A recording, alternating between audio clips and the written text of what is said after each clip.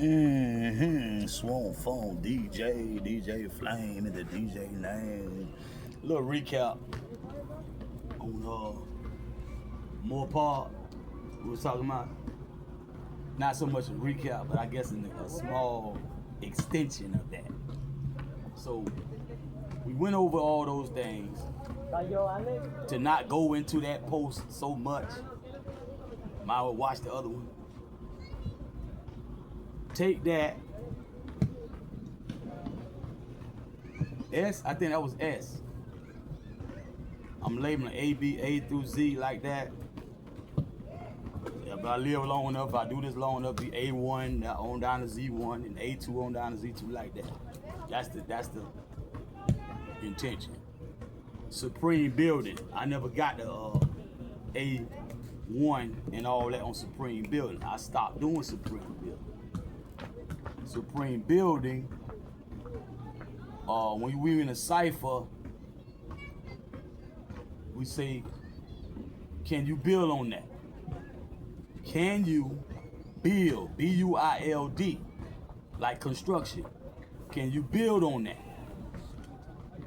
Nation of Gods and Earth, on the Clarence, what, 17X, I think? Can you build on that? You know, you can come in and you know, knowledge born, manifest the truth of who you are, but can you build on that? And depending upon the cipher you in, you might get the beat down, right? Kind of game banging flavor, but you might get the beat down.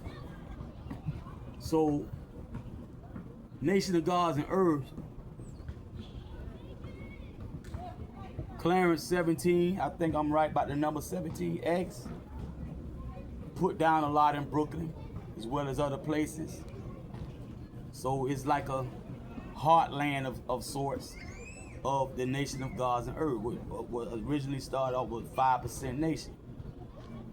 Sometimes you hear them say 5% Nation of Gods and Earth. So touching on that, I'm trying to figure out how it's, it does, it links up. And I'm gonna get to it. 52 cards in a bicycle deck. 2 jokers. A lot of them have a jokers in the deck. Right? 52 cards in a deck. So you got Stadio, which is really older. You got Jailhouse, which is definitely older ever since it was a jailhouse, this jailhouse. There's no author, there's no true person that originated Jailhouse, per se.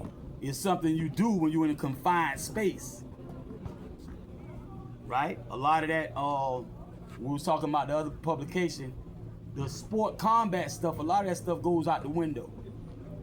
You know, in a confined space. Superman in the booth, changing his clothes, just into the Superman suit. Just like in jail, this person might catch you like this.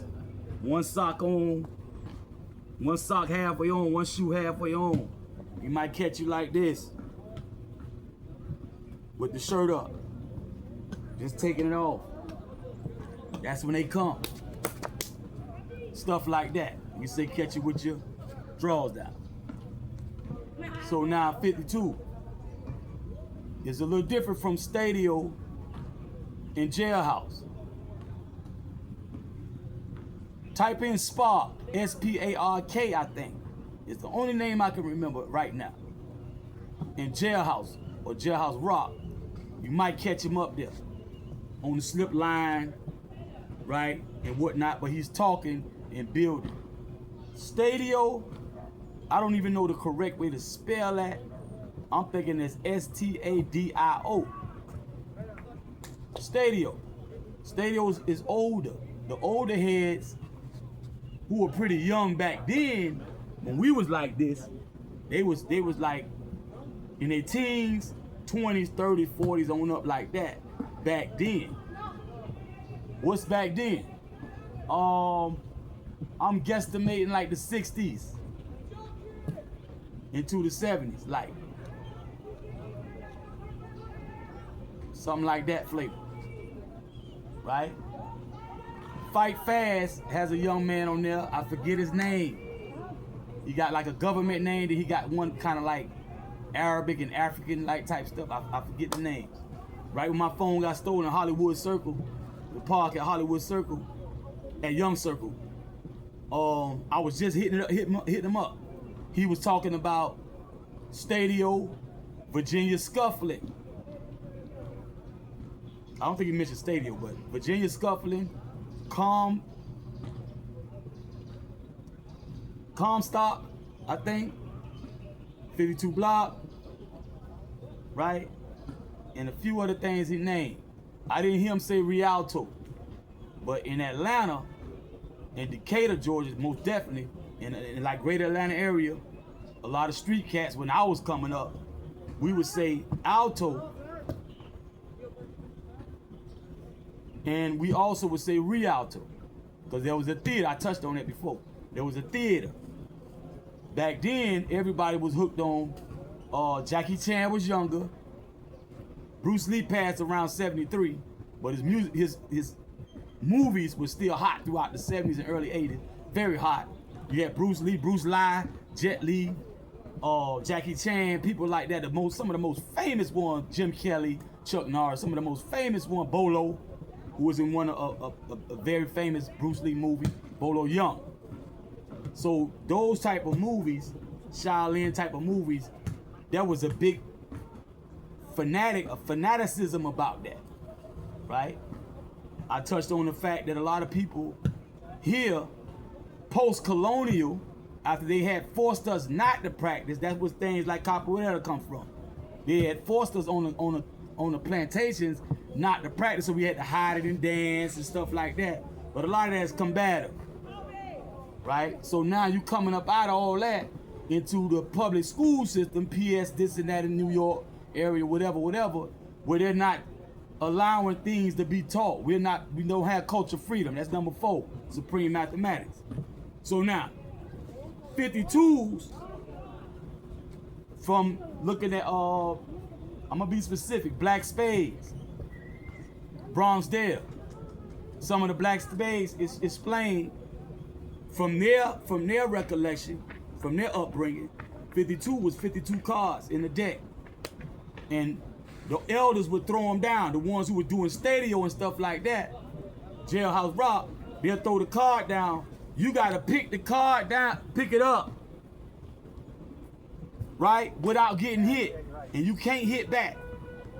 No uchi, just uke. You got uchi, and you got uke. Uchi is a strike, right?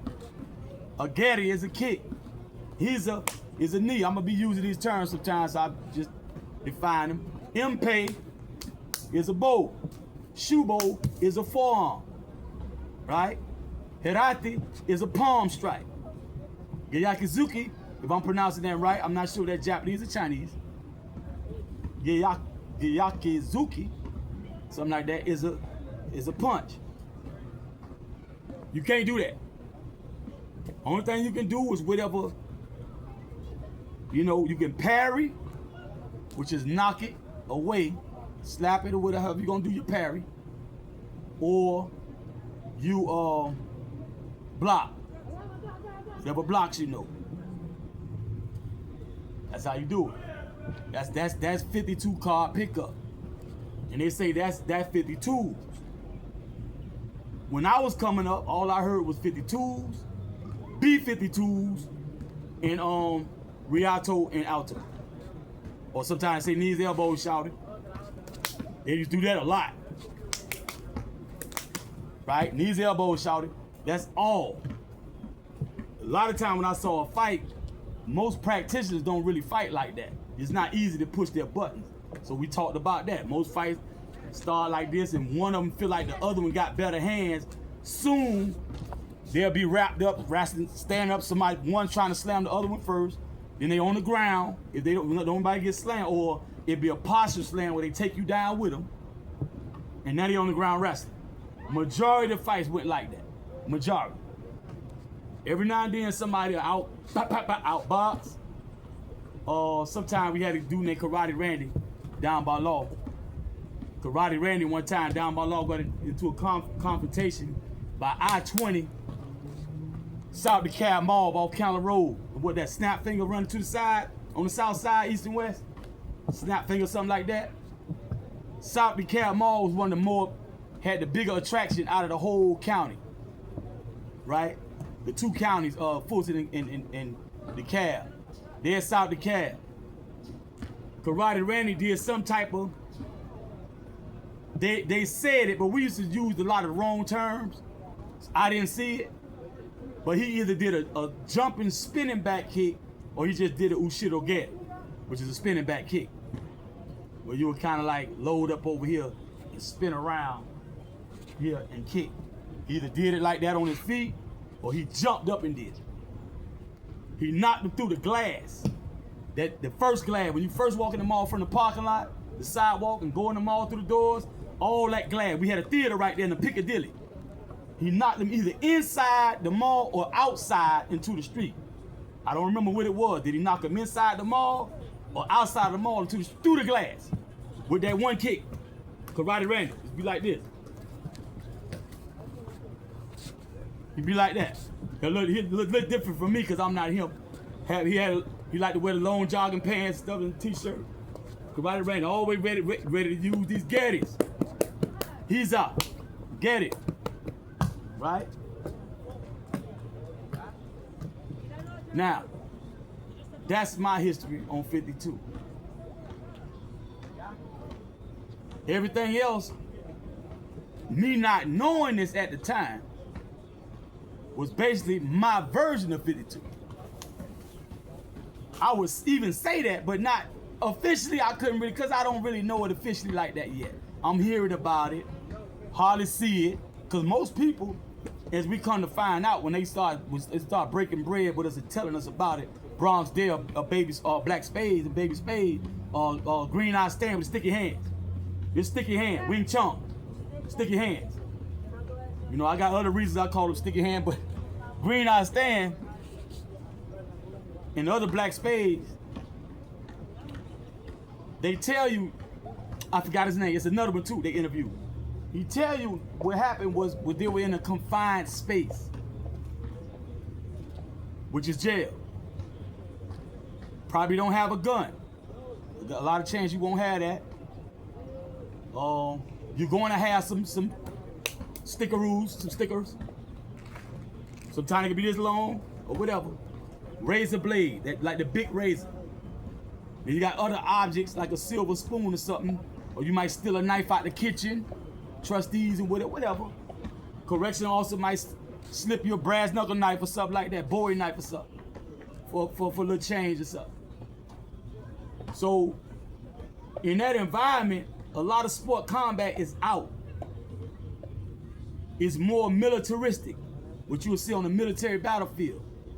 A lot of improvising going on in a strictly life and death situation as how you call it, frontline soldier, like type of inner trenches, like that type of. You're gonna see a lot of, if they ever had a camera, which I believe they do, when those two units or battalions or whatever clash, like infantry, Navy SEAL, Marine, and Charlie, Vietnam, Charlie, we call him Charlie. You're gonna see a lot of improv, because this person has to worry about every direction. They coming out the ground, they laying on the ground with grass on their back. High grass or something like on their back that look like just a patch of grass, but that's somebody laying on the ground like this. Fully armored, fully, you know, suited and booted. And you come up out the grass, so you gotta watch for all that, mines, all that. You know, somebody might throw a grenade. You might catch it and throw it back. Cause you know about shit, that bitch probably gonna blow me up anyway. Try to get it back over there, and probably might not even explode yet. You got tip, I think 10 seconds, 1,000, 1,000. I think you got 10 seconds for the average grenade to go off. So they would pull the pin and they'll count a little bit and shoot it, cause they want it to explode as soon as it hit the ground or soon thereafter over there. It ain't gonna do that if you just pull it. They got enough time to throw that back. So now, all this type of stuff is what's going into the average person. You see, and we had a lot of, me coming up, I'm born in 73.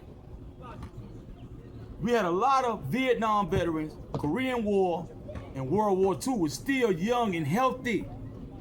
And they tend to be stronger than us because the average day in the life of a person that old, they had more things to do where the objects they worked with were heavier, more sturdy. They ate better because the food hadn't been, what they call it, adulterated while they were still growing. So they got certain minerals and this and that in their body very strong, sturdy, and then you had the work they were doing. Plus they had been trained in various arts. Usually what the military does, especially U.S. military complex, they usually give you, I would have to say advanced, but simplified, really fast, because they want the young guys to fight, so they recruit you, they put you through boot camp. Before you know it, you're getting flown off as a Navy, Army, Air Force, whatever you are, Delta Force, whatever you are.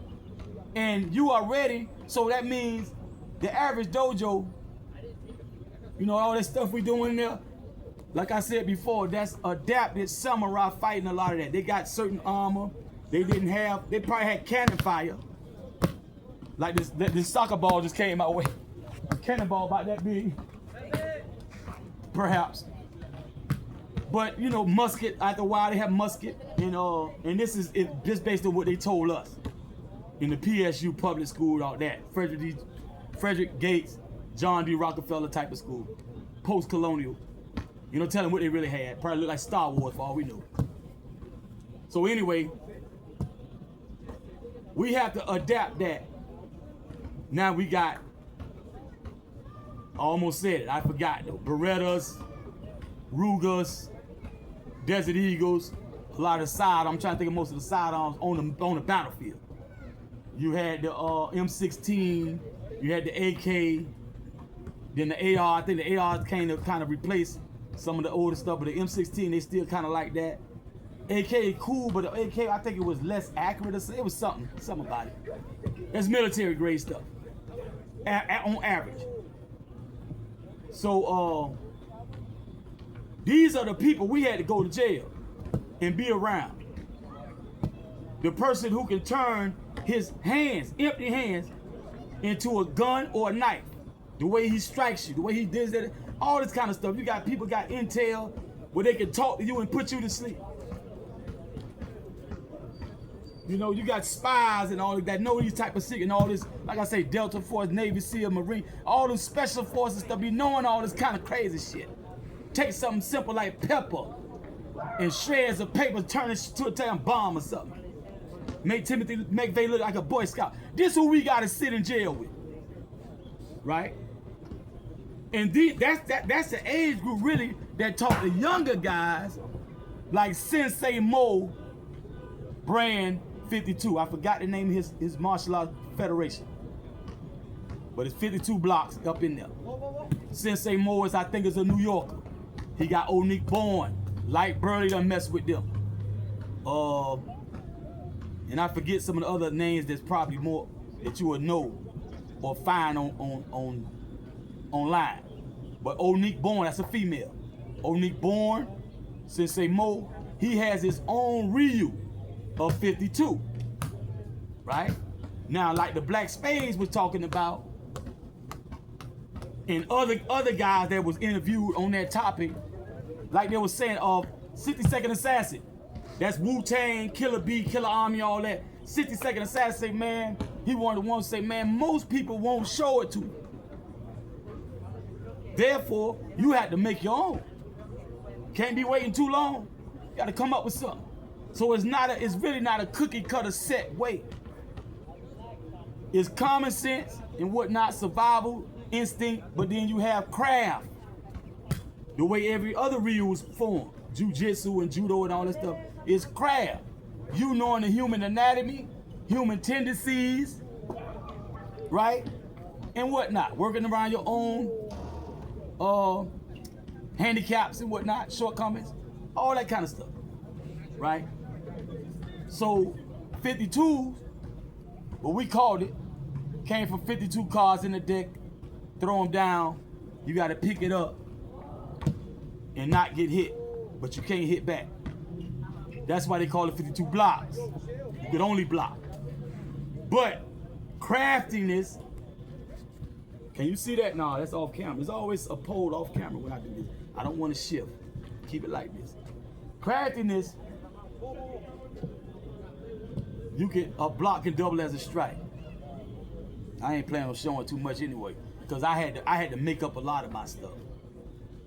And by the time I found 52, it helped me to make up more. But it's still not Sensei Mo 52. It's a variation. Sensei Mo has specific things. He give you, start you out with like 1 through 18 or something like some number like that. Where you doing things like this. Your Sensei Mo, you might do this. Either land with this part in the gut, pelvic bone somewhere up in there, or you can do this, the instep to the groin with a testicle sac for male opponent. So I just snap it like Michael Jackson up under here, or I push it through with the heel or the ball of the toe or the heel, right? And he has other ones. He got head tap and all that. Sensei Mo, look him up. And they authorize him to now compete. His fighter can compete in the average tournament against judoka. I think how you say that.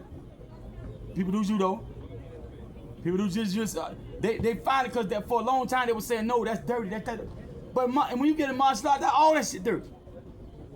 To a boxer who doing regulation boxing and a kickboxing, because you can't do a lot of stuff in boxing and kickboxing. But when you get into Muay Thai, karate and all that, man, it's almost, but in a tournament now, they are going to give you a list of what you can and can't do, because some of this stuff is yoshotsu, some ausuto. So you can't kill, it's not blood sport. That's illegal. You got to do that underground. Black market. You got to keep that hush-hush. Blood sport. That means fight to the death. That's illegal. But they do that. Here and there. Like cockfighting and dog fighting. Most of that illegal in most places. So legal, martial arts federation and all that kind of stuff, they have a list of do's and don'ts. And you got to use common sense, because you can make up something. And it's a lethal strike. And that's why the thing I signed out in Sunrise, it said you are responsible if you hurt somebody. And I'm trying to figure out how. When my sensei is forcing me to do this. Basically, or I could just get in trouble with my sensei. I don't know how he's gonna reprimand me, but I don't want to fall in his disfavor. But I don't want to compete in boxing, PAL and all that. I don't want to spar, and I don't want to do what you call it, amateur boxing. I ain't trying to rise up in the ranks to be a professional, whatever my weight class is. I'm not doing that. I'm just learning the art. I'll teach if a person want me to. They don't believe me. I don't care. Because many people have 3, 4, 5, 6, 18 people in the corner still get their ass whipped. I don't care. I don't give a F. If you don't care, I don't care. I don't need you like that. That's something I do on the side, and it might turn into me working for the money team or something like that, whatever. Right? If not so, I gotta do this. I love it. I wake up doing this shit. Before I'm fully awake, I'm doing something. In the military, they say you are not responsible for your actions the first X amount of seconds when you first come to consciousness from sleep. You never disturb someone in their sleep without being ready to like, whoa, jump back, right? Because there's no telling what that person will do. In the military, military complex, you are not responsible for your actions for the first X amount of seconds when you stir from sleep to wake. Now, what we talking about, Rialto, Alto, and the only thing I can show you is what Horace showed me, because he worked in juvenile in either Atlanta or DeKalb County. I don't remember which one he was at, But that's with his job. He come home from his job. He used to work with a lot of trustees and stuff like that. So me and Rico Maxwell, I was talking about Rico Maxwell before. We had an album on the way, Rico Law. He is Rico, I'm down by law, he's down by law. Rico Law. Playing on the Rico Law. Racketeering, influence, corrupt organization law. And we had to be very mindful of that because of our past and our current environment and the fact me and him was hanging tight. Rico Law. Now, that was the album. But the corrupt police officers and the corrupt judges got in the midst of that. First with the DeKalb County Police. I came down to the bottom, to the MIA, then it became City of Miami Police Metro Days, Sting, Jump Out, homicide, robbery detail, all that. Trying to catch me slipping on that banana peel. How can I? You get killed. Man of Steel. Tony Stark, Playboy. Which is say boy. I'm not a gay boy. Might have a K boy. Yeah. So, you know, thank God I never got convicted for a crime that I actually did. Felony. Never. Never. Got a felony conviction for something I actually did. Now anyway, 52 cars, pick up. Sensei Mo, he has a nice system. I'm mentioning him above all because most people kind of like keep that close to chest. Somebody like Sensei Mo, Grandmaster Herbie Thompson, my professor, one of my other professors, Grandmaster Herbie Thompson is mine, right? About 10, 12 Dan by now. Probably 15, 16 by now, but Sensei Jerry Denson, may he rest in peace. These are the ones who actually took me and started to make me into an actual practitioner, right? To blend with whatever I got coming on the natural side, whatever I trained before, whatever. These are the ones who really, really took me and broke it down. That's why when I found Coach Bernard Simmons on the boxing tip in Dade County Jail, me and Wendell Maxwell, the Dynasty, Fahim, Smiley, Fro, Tizo and Tizo, right? Hadley, B, and probably a few other people. He had us out there doing it. 1, 2, 3, 1, 1, 2, 3, 2, all this kind of different stuff we doing. When I finally got to him, the first boxing coach that actually trained me, I knew how to pay attention to certain stuff because of Sensei Jerry Denson. Body mechanics and blase squat, Kazushi. He got real technical with it, so now I can pick up stuff faster. Now, like I say, Sensei Mo, I'm calling his name out. You got Ramel, Righteous Winds family, Righteous Winds, right? I think it's Righteous Winds family, right? Ramel, Mr. 52. I mentioned Light Burley. Light Burley's more active nowadays than Mr. 52, Ramel. I really like Ramel. His style works for him. I wouldn't copy much of this stuff, but when you see him, it's poetry in motion.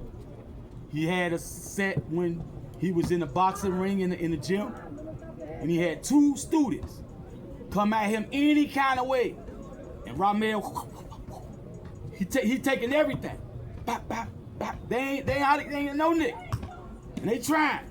Coming at different angles. Ramel, Mr. 52. Bop, bop. Like Burley tend to look the same a lot. Mr. 52 don't always look the same. Like Burley, a lot of time he looked the same. For one, he's teaching. And he gotta raise him up. So he's starting off with response techniques to the average. All this stuff. The same old jive. That's the average stuff somebody gonna come try to do to him.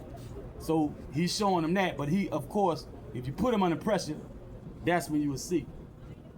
that raccoon backed up in that corner, that's when you would see. Like, bird, up to speed today. But for his students, he teaches them basic 52 that he learned under people like Ramel and whoever else. He moves around for his studies. Studies boxing. You know, you talk about Archie Moore and people like that. You know, that's like Burley. So now, to not get off the purpose of this post, which was and is basically my version of 52, which by me being held back so long in my life, I was ready from here. But everybody I came across would not teach. Carmen Holmes. I can name a long list of people. My father, my older brothers, neighbors in the hood, nobody. And I mean nobody. I ended up being a young teacher, like 10, 11 years old. I didn't have much to give. So it was more of us like learning the hard way together. But I told him a little bit that I knew. Which I talked about in more Paul. What he said, put left foot in front. Put your guard up.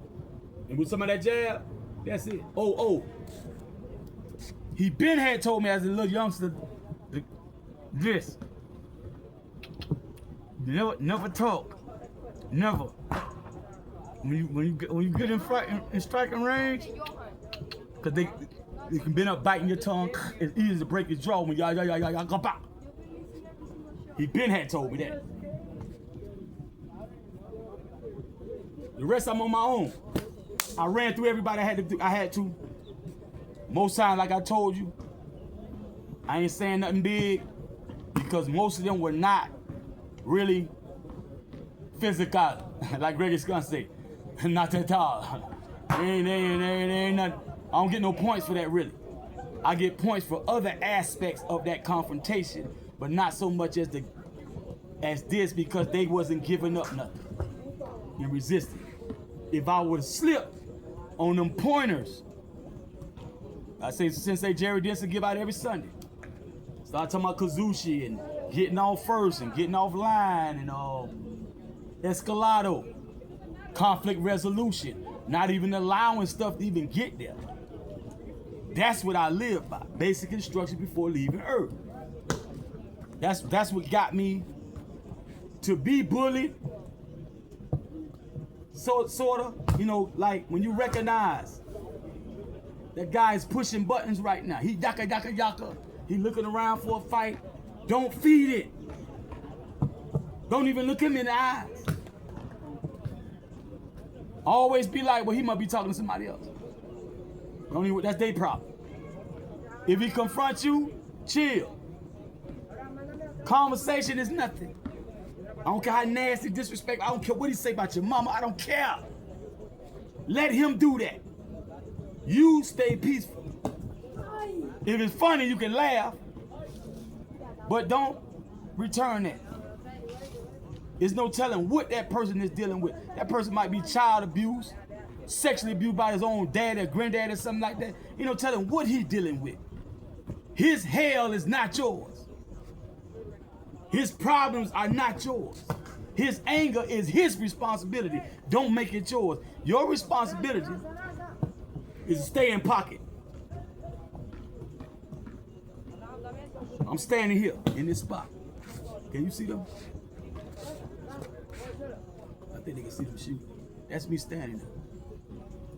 It's not my responsibility until it comes too close, threateningly so, to where I'm at, especially behind my back.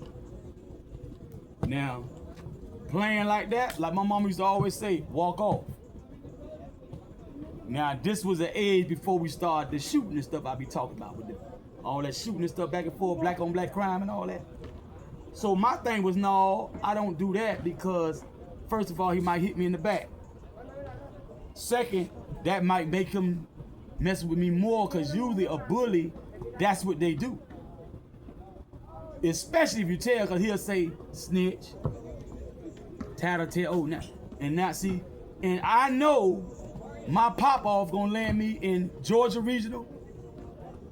If I'm in Florida, New Horizons, Jackson Crisis, they gonna say I'm loony because how they found that motherfucker. And the teacher might see me do it. And might say, Jimmy, my ass. If he lay one finger on my motherfucking ass. Get too close, I'm gone. I got two pretty brown eyes in my motherfucking head and a whole lot of other shit, player. That's why I want them all. Because when Sensei Jerry started passing out them, when I'm about 30 years old, I'm about 30, 31. When he passed out them shit to us and started talking to us about that, it checks off. Now this is a professional when it comes down to this. A principal is one thing, a teacher is one thing, but when you have a martial artist who he himself worked it like high, something like that as a security and all that, they know the exact protocol and when you can start when the lines get blurred or when it's red alert. Because no one can come to your aid as fast as you when he in your face. Teacher way up there in front of the class, principal way down the hall, that hall at the office. And the students like this just want to see a fight. Cause we were real young, it wasn't too much gang. What we'll do is, after the fact, a lot of us will come in, hey, stop, we might say something, you might have to fight, a bully might have to fight somebody else. Cause he wouldn't stop. But stop what? That's why I say I never went and gotten down by law for shit. Dropped boys in Miami for shit. My daddy, nothing. My older brother, nothing. One time, when Rodney Rodney Sheldon came on my block, we playing football in Corey Dixon yard. A part of the field is cement with the carport. And he tackled me real hard on the cement, and we said we wasn't tackling hard nowhere, even on the grass. He did it anyway. So I see what he doing. He not playing rough, he want to fight. So I went and told my brother, because Rodney Stevens, Sheldon, and Stevens too, was taller than us. They had man-like bodies in elementary school. This elementary. Maybe junior high, if you're doing junior high. Cause we started what, 6th grade? 7th. We went to 7th grade. But I think this might be 6th. I think it's like 6th grade. I don't think it's 7th grade. That's the only time. And Mac looked at me like this. He said, go whip his ass some shit. Go out there, go on back out there. I said he playing rough. We had rules and blah, blah, blah. He ain't come out there. That's the last time I asked that fuck nigga for anything. I went back out there. So now I know I'm gonna end up in jail or Georgia Region if this puss ass nigga try me. Because if he do that, that's unfair. That means I don't have to respond fair. Ain't nothing fair about a fight. So the quickest thing around me, Corey Daddy or Poochie, his stepdaddy Poochie, be working on the car all the time. If I find a screwdriver, it going in their goddamn head. I'm going off. Whatever I find. If I don't find, I got a hatchet in the basement that I said I went back to Allen Gartrell with. I got butcher knives and shit in the kitchen. I'm coming back. If that fuck nigga don't run, that nigga gonna be fucked up fucking with me. And they used to say shit when I say shit like, oh nigga, they'll take that in Eastwick. We used to play baseball. Me and Cedric Milton all play baseball. We knock it across the field. Until over there with blimpies and all that with a Meineke or something like that across the street, across County Road. We up against the building, our building. Me and Cedric Milton, the one that face, the front door face west. When you come out the front door, you look at west. We be down that way. Pop! Especially tennis ball. We look like this. It's all somebody beat you up to yeah. Rap. Keep on rapping. By the time I caught up with somebody with a that's a whole nother episode. X-rated, censored, not fit for TV. Play with it. Play with it. So now, 52, no, anything came to me by way of me. Sometimes it'll be me and somebody wrestling or something, they might do something. Some of that stuff be standard, like figure four, or full Nelson, or getting out of the full, all kind of stuff. basic body slam. Boom. Whatever I came across, okay. Might hear somebody talking, watching the fight. I'm soaking that up.